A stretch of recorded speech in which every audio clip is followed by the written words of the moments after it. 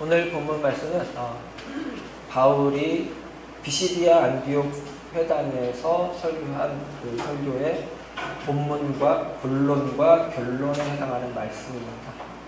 지난주에 우리가 살펴봤던 바울 설교의 서론은 예수에 대한 소개였는데요. 어떤 순간에도 하나님께서 함께 하시며 하나님께서 일하고 계시며 하나님께서 역사를 이끌고 계신다는 증거와 확증으로 예수를 보내셨다는 것이 그 서론의 중심 내용이었습니다. 그리고 그 서론의 내용을 이어받아 이제 본론과 결론의 말씀이 이제 주어지는 것인데요.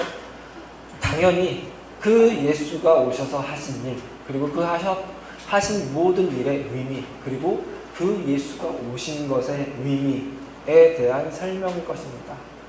그런데 재미있는 것은 그 서론이 스데반이 했던 설교와 비슷한 양식, 비슷한 내용으로 이루어졌다면 이 본론과 결론은 베드로가 했던 설교와 전개 방식과 내용이 거의 흡사합니다. 사도행전 2장에서 이제 성령이 오순절 성령이 강림하고 나서 모든 사람들이 방언을 말했었죠. 그러다 예루살렘에 있던 모든 사람들이 놀라서 구경하면서 저들이 새술에 취했다고 조롱을 했고, 그것에 대해서 베드로가 설명을 할 때 그 설명의 중심 내용이 다윗에게 임한 말씀, 그 말씀이 다윗에게서 성취된 것이 아니라 예수에게서 성취되었다는 것이었는데요. 그 내용을 바울이 오늘 이 비시디아 안디옥 교회 그 회당에서 한 설교에서 거의 비슷하게 이야기했습니다.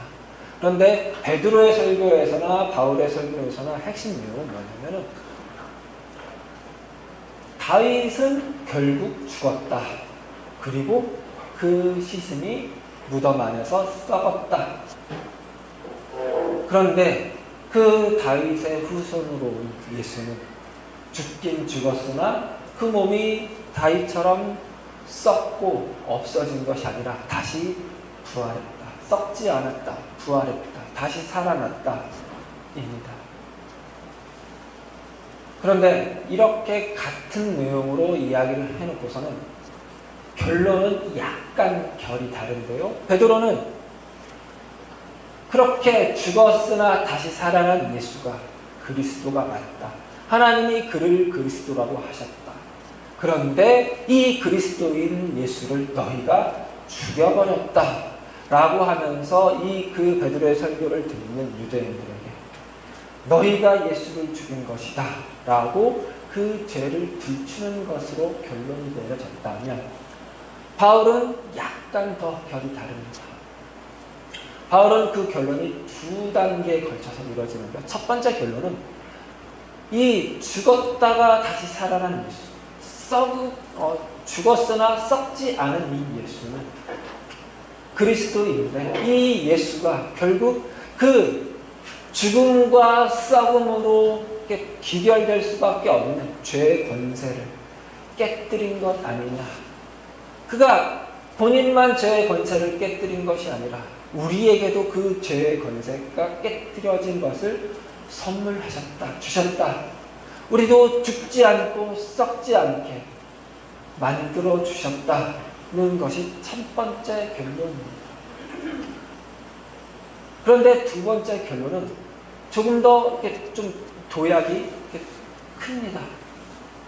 이해하기 어렵다는 뜻입니다. 그러고 나서 내린 진짜 결론인데요. 그러므로 하면서 40절에서 이야기가 됩니다.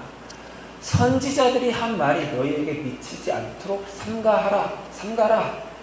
그러면서 41절 말씀을 이렇게 하면서 마무리가 됐는데요. 같이 읽어보겠습니다. 41절입니다. 읽었을 때 보라, 멸시하는 사람들아, 너희는 놀라고 멸망하라. 내가 너희 때를 당하여 한 일을 행할 것이니 사람이 너희에게 일러줄지라도 도무지 믿지 못할 일이라 하였느니라. 이 말씀은 하박국서에서 인용한 말씀입니다. 너희가 놀랄 것이다. 아주 엄청난 일이 벌어질 것이다. 네. 그런데 이게 이제 40절에 바울이 했던 말과 연결이 되면서 어떻게 들리기가 쉬우냐면은 너네 이 믿지 못하는 것들아, 너네 믿지 않으면 망한다. 큰 벌이 임할 것이다. 는 것처럼 들리기가 쉽습니다. 그런데 그런 맥락으로 이야기를 했다면 40절 그 마지막에 삼가라라는 표현은 적절하지가 않은 것 같습니다. 왜냐하면 보다 더 직선적이고 직설적이고 조금 더 큰 한 방을 날려야 그런 해석과 어울리기 때문입니다. 가령 이런 거죠. 회개해라, 믿어라 라고 더 직선적으로 말하고, 그렇지 않으면 너네 이 선지자에게 말했던 것처럼 그런 일이 너에게 벌어져서 너네 망할 것이다 가 돼야 어울릴 것 같죠. 그러나 바울은 그런 직선적인 표현을 하기보다는 삼가라라고 말을 했는데, 이 삼가라는 말은 주의하라, 생각해봐라, 마음을 기울여라, 혹은 잘 판단해라입니다. 그러니까 생각해봐라, 그러고 나서 아니면 망할 것이다는 약간 어울리지가 않죠. 그러면 바울이 하려고 하는 말은 약간 결이 다르다는 걸 알 수 있을 것입니다. 너네 이렇게 안 하면 망한다 라는 것과는 조금 다른 이야기를 하고 있을 것이라는 거죠.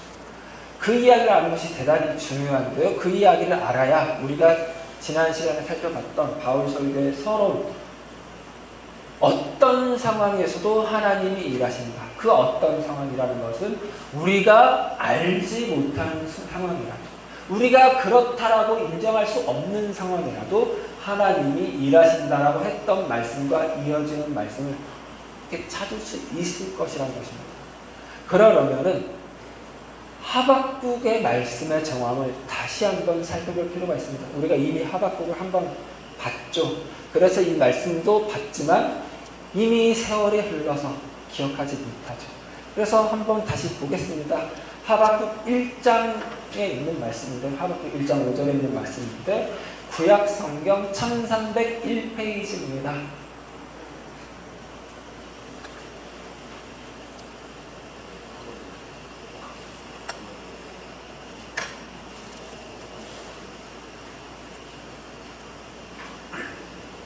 구약 성경 1301페이지입니다.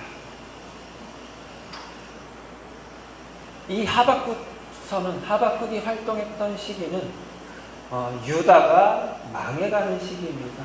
그런데 이 유다를 망하게 만든 가장 큰 객관적인 원인을 제공한 아수르가 100여 년 동안 유다를 괴롭히다가 이미 아수르가 멸망했습니다. 아수르가 유다를 간섭하던 그 100여 년 시기에 유다에는 친아수르파가 권세를 잡았습니다. 그러니 아수르가 망했으니까 당연한 기대는 이 친아수르파가 함께 망하고 힘을 잃는 것이라고 기대를 하겠죠.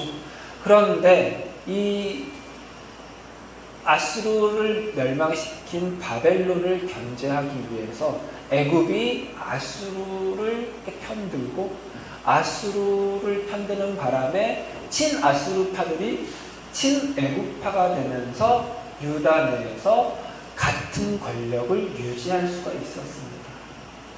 그 시기에 이 하박국을 비롯해서 유다의 의인들이 하나님을 향해서 큰 불평을 쏟아내는 것입니다. 하나님, 이렇게 됐으면 그놈들 힘을 잃어야 될 것 아닙니까? 그 악인들이 사라져야 될 것 아닙니까? 이제 의인들이 힘을 발휘해서 하나님의 말씀대로 이 유다를 새롭게 바르게 잡아야 될 것 아닙니까?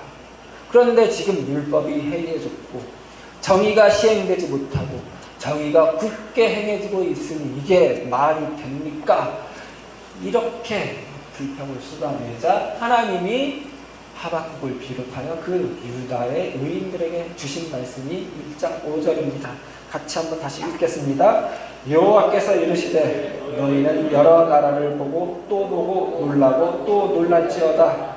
너희의 생전에 내가 한 가지 일을 행할 것이라. 누가 너희에게 말할지라도 너희가 믿지 아니하리라.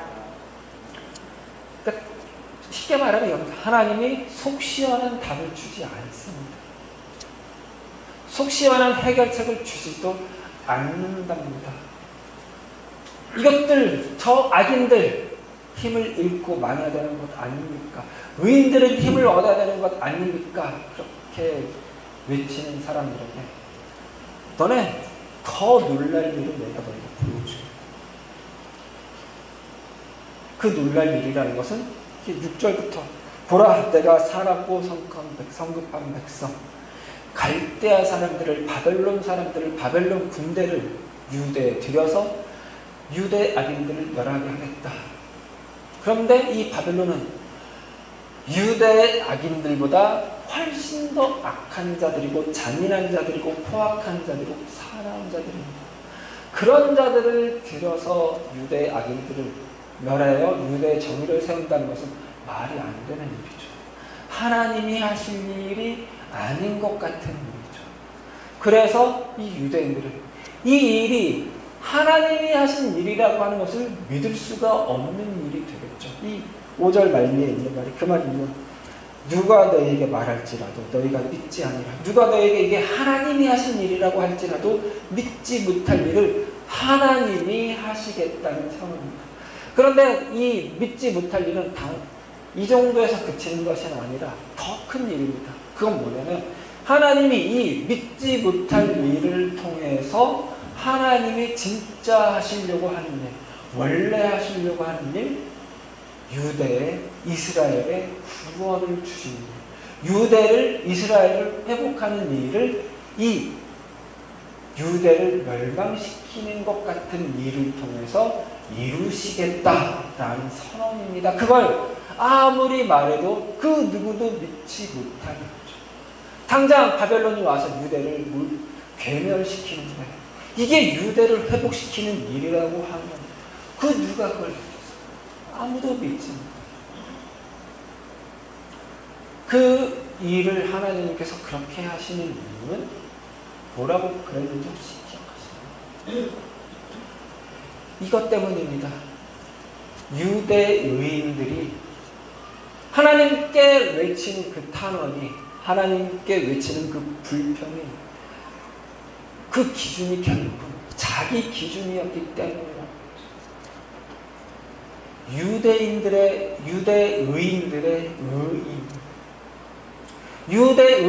의가 대단히 의롭게 보이고 정의롭게 보인다 하더라도 그건 유대에 살고 있는 당대 의인들의 의인뿐이지 그건 하나님의 의가 아니라는 뜻이에요. 그런데 그 유대 의인들의 의는 하나님의 의가 아닌 유대인들의 의는 결국 뭐랑 같냐면 누가 봐도 불의해 보이는, 누가 봐도 포악해 보이는, 누가 봐도 잔인해 보이는 바벨론의 의와 결코 다르지 않다예요. 어떤 면에서요? 폭력적인 면에서, 누군가를 정죄한다는 측면에서, 누군가가 벌해지기를, 망해지기를 바란다는 차원에서 이 유대 의인들의 의나 바벨론의 의나 결코 다르지가 않다. 바벨론은 아주 무시막지한 정복욕을 가진 그런 야만인들처럼 묘사되지만 그러나 그들이 다른 나라를 정복하는 이유는 자기들만의 기준이 있기 때문에 그런 거예요. 자기들만의 기준? 그게 자기 의라고 해요. 그러니까 하나님의 의가 아닌 모든 다른 의는 결국 자기만의 기준인 것이고 자기 의인 거예요. 그게 심지어는 하나님의 백성이라 일컬음 받는 유대인들의 가운데서도 의인들로 분류되는 그 사람들의 가진 의조차도 결코 다르지 않다는 거예요. 그 의를 주장하는 한 하나님이 하시는 일은 절대로 이해하지 못하고 믿지 못할 것이다. 그리고 그 의를 가진 한 보다 더 강한 의를 주장하는 세력에게 곤란함을 당할 것이다. 고초를 당할 것이다. 무너질 것이다. 그래서 하박국의 이제 2장 후반부에 보면 그 이야기가 계속해서 반복이 돼요. 이 바벨론조차도 보다 더 강한 우리에게, 보다 더 강한 세력에게 멸망당할 것이다.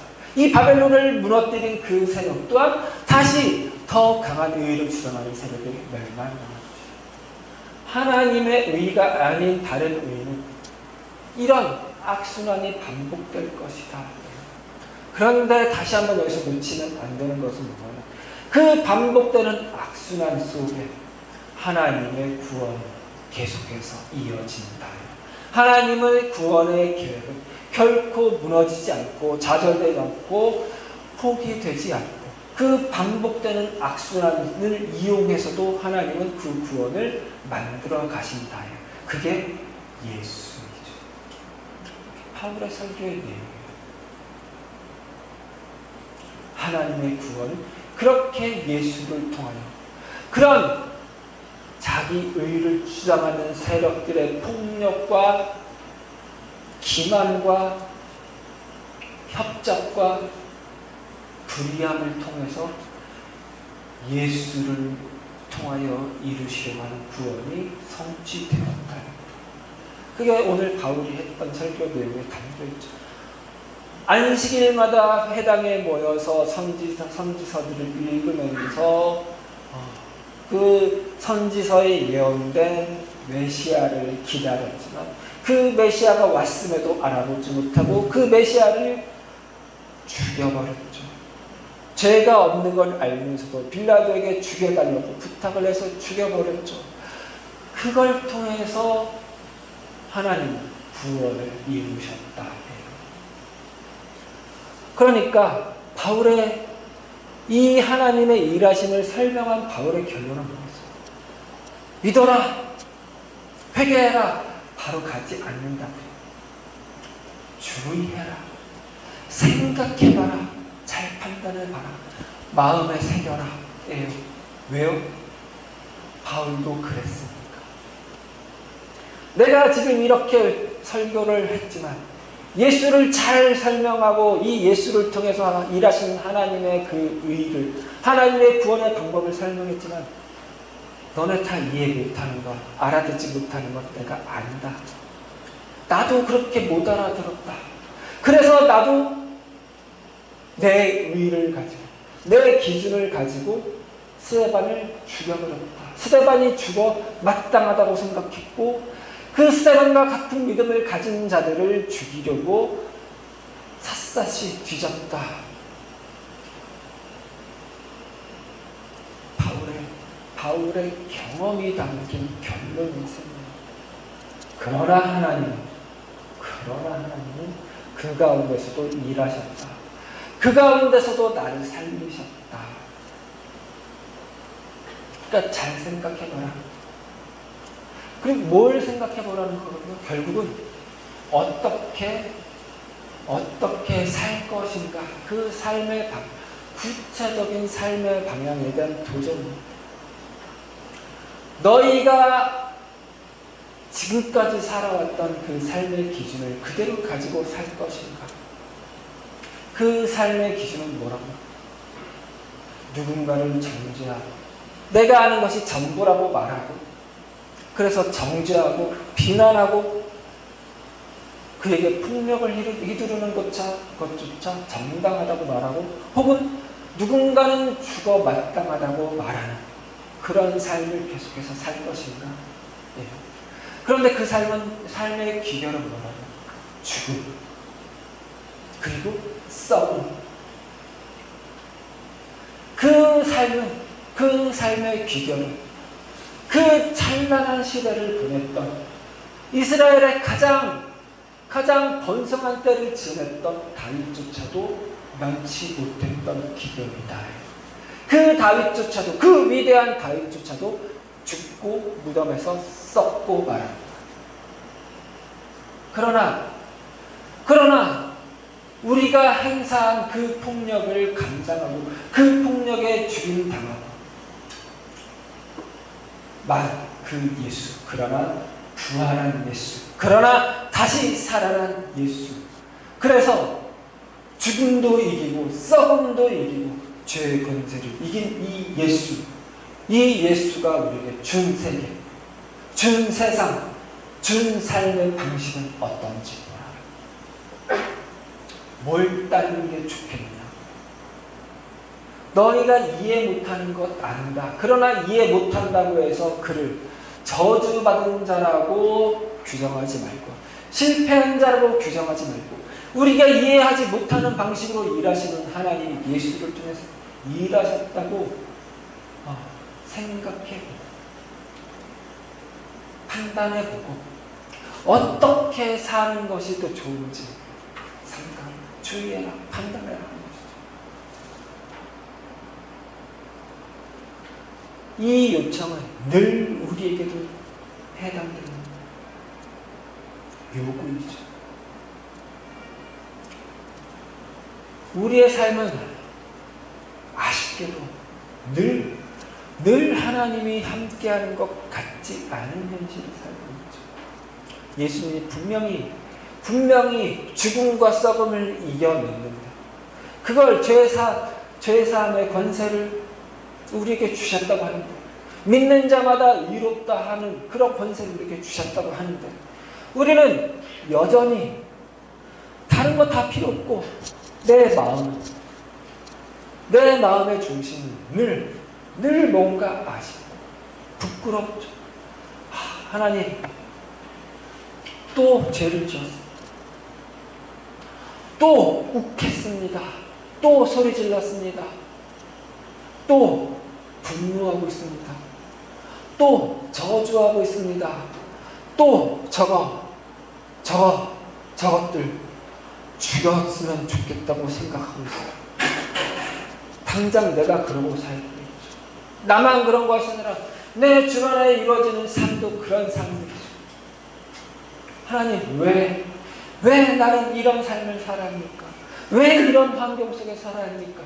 그런 삶이 계속해서 이루어지죠. 하나님이 함께하지 않는 것 같아요. 예수가 온 것 같지 않은 현실을 계속 사니까. 그러니까 자꾸 우리는 뭘 이렇게 푸시를 받는, 강요를 당하냐면 세상이 한 것 같은 일을 나도 해야 될 것 같은 현실을 내몰리죠. 나도 힘 있는 사람처럼, 승질 있는 사람처럼, 만만치 않은 사람처럼, 호락호락하지 않는 사람처럼 보여줘야 더 이상 이렇게 뭐예요? 안 좋은 일을 당하지 않을 것 같죠.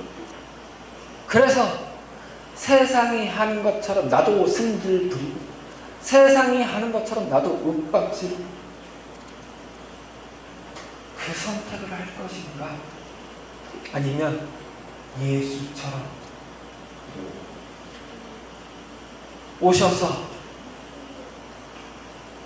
잠잠하게 도살장에 끌려가는 양이 잠잠했던 것처럼 억울한 상황에서도 잠잠하게 십자가를 지는 그 예수처럼 할 것인가? 예수님이 그렇게 십자가에 달리시면서도 잠잠할 수 있었던 것은 그 일을 통해서도 하나님이 하나님의 일을 하실 것이라는 걸 아셨기 때문에, 우리가 우리의 억울한 상황에서도, 우리의 답답한 상황에서도, 우리의 힘든 상황에서도 세상 사람들과는 달리 잠잠할 수 있다면 그건 하나님이 이 상황에서도 일하시고 계시다는 것입니다. 하나님의 구원은 이미 예수를 통해서 성취되었던 것을 생각해낼 때 그럴 수 있을 것입니다. 이때 이 요구를, 이런 정황에서 바울이 요구를 합니다. 만약에 우리가 세상 사람처럼 내 의를 내세워서 해결하려 한다면 더 큰 세력이 와서 우리의 의가, 우리의 기준이 완전한 것이 아니라는 걸 알려줄 것이다. 그러나 그 방법을 굳이 우리는 택할 이유가 없다. 왜냐하면 예수라는 하나님의 의가 오셨습니다. 우리 인생교회는 이미 잘하고 있는 것 같습니다. 적어도 우리 주일날 모였을 때는. 지난주에 우리 나가서 계속 함께 웃으면서 보낸 시간은 그런 우리 인생교회가 그 방향으로 잘 가고 있다는 표시인 것 같았습니다. 아멘. 잘 받아주고 감싸주고 격려해주고 위로해주고 무엇보다 웃어주고 따뜻한 눈길을 보내고 우리끼리 모였을 때는 계속해서 그걸 연습을 잘 했으면 좋겠습니다. 아멘. 이미 잘하고 계세요. 너무 잘하고 계세요. 저보다 훨씬 더 잘하고 계세요. 저는 진지한 얼굴인데 우리 권사님들, 집사님들은 웃는 눈이세요. 마스크로 눈만 보이지만 늘 웃는 눈이어서 세상 편하죠. 제가 이렇게 진지한 마음으로 내려왔다. 제 마음까지도 웃습니다.